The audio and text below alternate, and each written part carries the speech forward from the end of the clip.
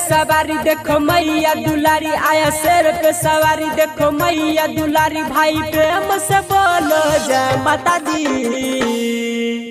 जय माता दी बोलो जय माता दी, जय माता दी बोलो जय माता दी, जय माता दी बोलो जय माता दी। आया शेर पे सवारी देखो मैया दुलारी, आया शेर पे सवारी देखो मैया दुलारी। भाई प्रेम से बोलो जय माता दी, जय माता दी बोलो जय माता दी, जय माता दी बोलो जय माता दी, जय माता दी बोलो जय माता दी, जय माता दी बोलो जय माता दी। बोला बोला थावे वाली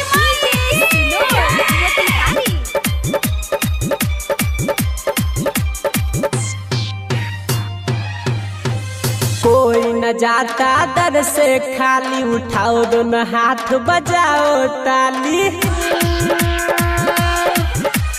कोई न जाता दर से खाली, उठाओ दोनों हाथ बजाओ ताली। कोई कहे दुर्गा कोई कहे काली, इनके रूप है महिमा निराली।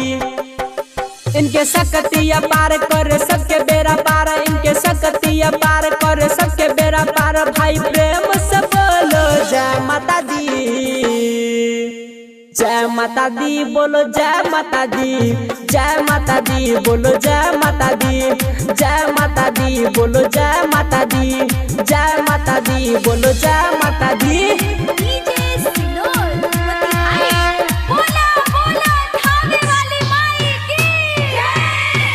दूध में चावल से खीर बनता है, माता के दर पे तकदीर बनता है। दूध में चावल से खीर बनता है, माता के दर पे तकदीर बनता है। जो कोई सच्चे दिल से चाहते वही एक दिन सुनो वीर बनता है। भगती में मगन पूजे धरती गगन, भगती में मगन पूजे धरती गगन। भाई प्रेम से बोलो जय माता दी,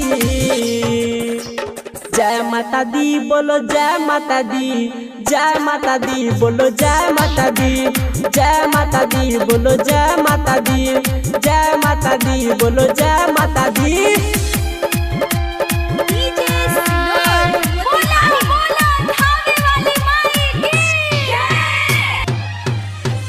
एक दो तीन चार माता दी की जय जयकार, इनके दुआ से चल देखो ये संसार। हाँ एक दो तीन चार माता जी की जय जयकार, इनके दुआ से चल देखो ये संसार। जो कोई लेता है इनका है नाम, मैया जी करती है इनका बेड़ा पार। आया खुशी का समय गावे रमन जी गवैया, आया खुशी का समय गावे रमन जी गवैया। भाई प्रेम से बोलो जय माता दी, जय माता दी बोलो जय माता दी, जय माता दी बोलो जय माता दी, जय माता दी बोलो जय माता दी, जय माता दी बोलो जय माता दी।